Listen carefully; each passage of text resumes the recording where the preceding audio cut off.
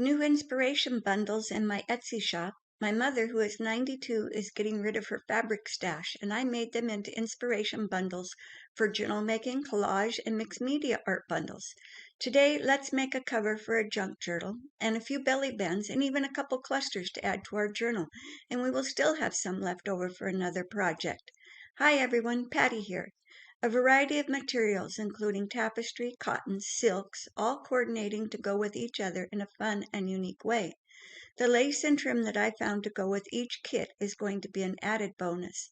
And after making this journal, I went back and added a larger piece of the lace so you even have more to play with. Each kit will have a snippet piece that has been a big seller on my Etsy site that is exclusive for only this kit. Throughout the video, I keep playing with my focal point for the cover. I hope you enjoy the process. I think this was extra material left over when my mother made table runners. I have some lovely table runners, and now the excess is ours to play with. This piece of tapestry is in dark blues, light blues, browns, tans, and golds, with a swirl pattern, diamonds, and just beautiful. I love blue and brown together. I also like using tie-back in my journal making, so I've included a piece of it to put between your layers or for your collage making.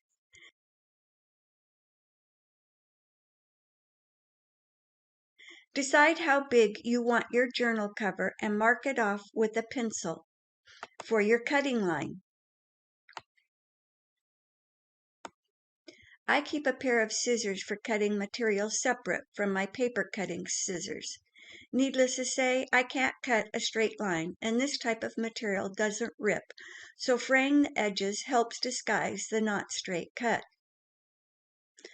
I'm measuring off about 9 inches, and then I'm going to leave it the same width of what it is already because I'm going to use the excess will be on the ends for pockets and my journal on the front and back cover.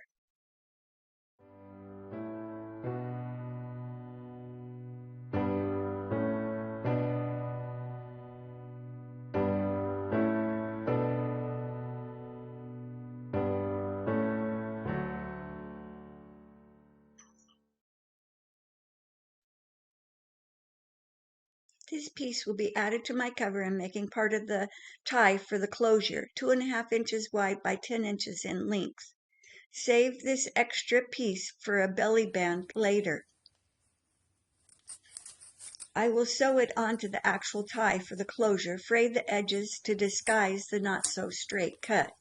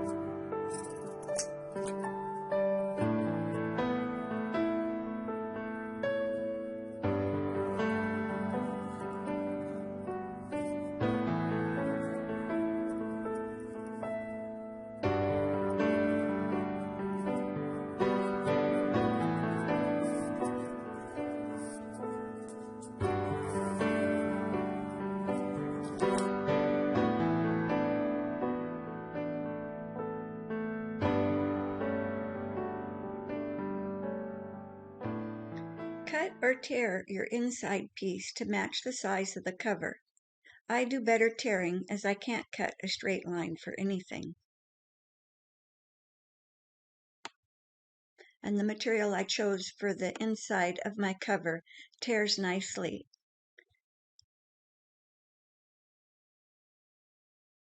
Cut your tie back the same size. No, make it about 1/4 of an inch shorter than the cover all the way around. If you don't want to sew, or you don't have a sewing machine, or you don't want to use the tie back, then you can use heat and bond.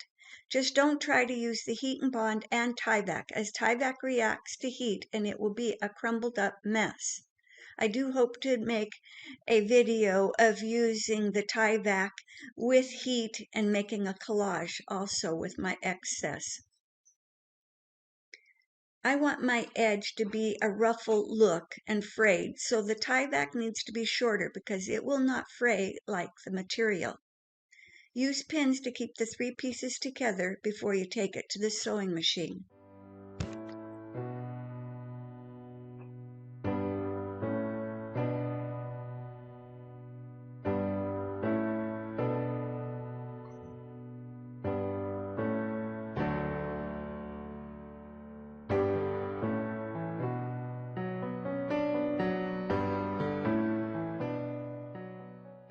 I keep trying to get a sort of straight edge after I sewed all around the edges.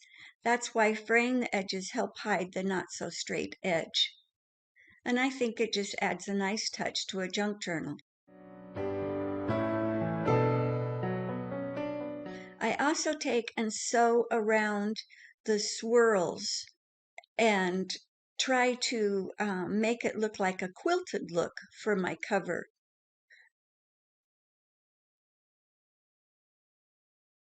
I thought it added a nice touch.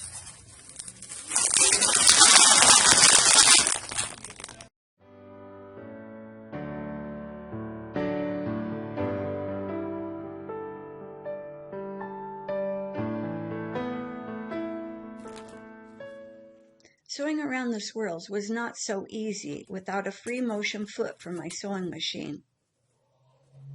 But I like the look and what we ended up with.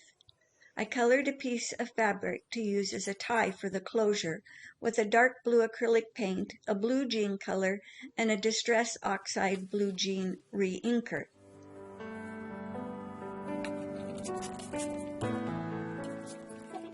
First, I wet the material down with water so it will accept the colors.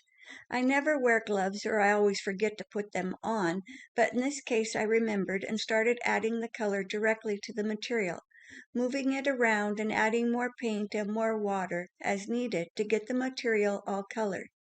It doesn't have to be evenly colored as this adds interest.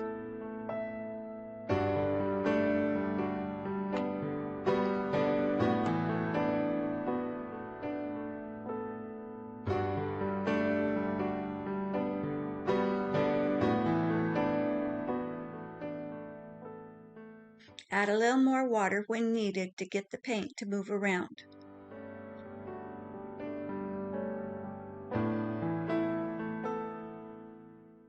I just add a few lines of the Distress Oxide ink to the lump.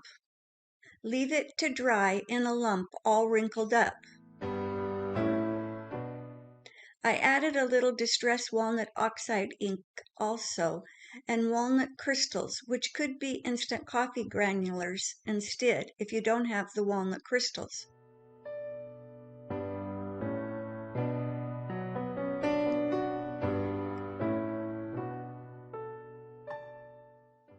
Again, leave it in a lump to dry. That way the ink and the crystals are in just a few spots.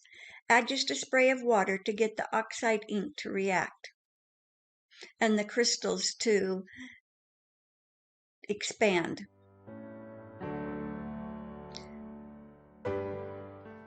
While that is drying, I work on a focal point for my cover. Look at your fabric and pick 3 or 4 pieces that layer well and give interest to your piece. I like to rip these pieces to get frayed edges. This little piece for the center is from the Inspiration Bundle accessory kit. I keep layering it and trying different ideas for the cover. You have to use what you like. When I decided on the snippet piece, I also thought the material I had dyed didn't work, so I used a piece of the fabric I used for the inside cover.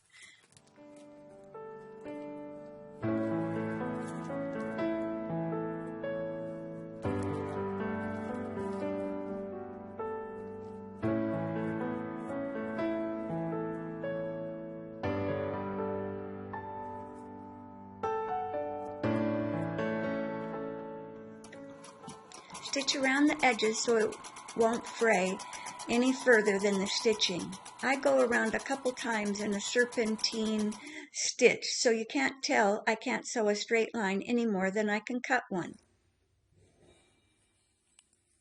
I added buttons from the kit to the snippet with the embroidery thread that comes in the kit, and backed it with a dark blue piece of material from the kit. Back to the cluster, I added a running stitch around the edges to adhere the pieces together. I don't use this for the cover, but do use it for a cluster inside the journal later. This beautiful lace worked for going around the spine of the journal. I had sewn it to the added flap. I sewed it to the front of the cover, not right in the center, but down from the top about 1 inch. This snippet piece that I added buttons to and a couple pieces of material to make a little bigger for my cover. Make sure when you add the cover pieces you do not sew your pocket down. See how the pieces is going to go around the spine? I won't attach it till the signatures are all added.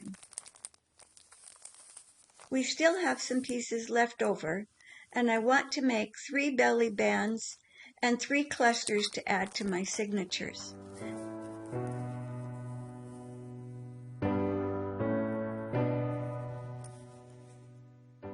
The embossed piece of dark blue cardstock with the gold gilding wax adds nice texture to my pieces I have started on. Rip it up into 4 pieces and start layering your scraps together to make something pleasing in your eyes. The little ruffle piece comes in your kit, but so easy to make with the painted package material from your kit. Repetition in material and paper pieces will add a cohesive look to your overall finished journal.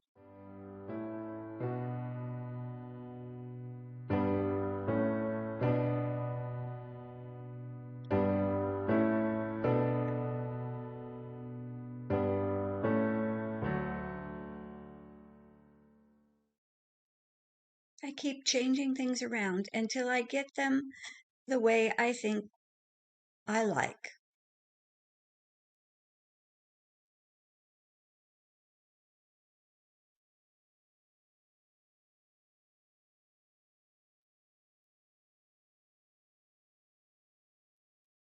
I just use simple stitches, X's, French knots, running stitches, nothing fancy on my slow stitch pieces. Again, I try to cut material with paper scissors and have to go find my material scissors to get somewhat of a straight edge. This slippery material is hard to cut and it doesn't tear. Keep layering the pieces till you get something you like. Save those scraps for the next video.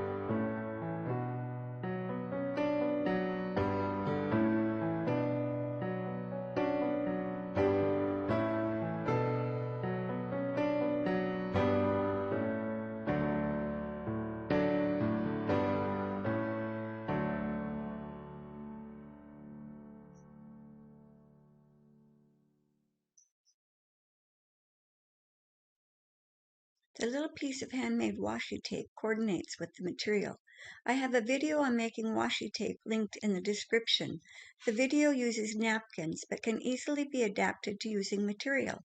But no worry, your kit comes with a yard of coordinating tape. I had a little piece of the cover left over and I used the back side and cut around the diamond shape to use as a focal point on this cluster. Sometimes the back side of the material is prettier than the front side.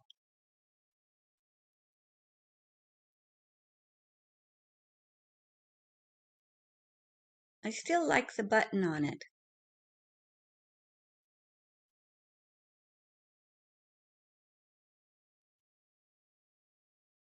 I'm going to take all these pieces to my sewing machine. and stitch around them and get them attached. But you could simply slow stitch a running stitch around them and attach them that way. Use the embroidery thread to sew the button from the kit onto the diamond. I tied about 3 knots to hold it in place.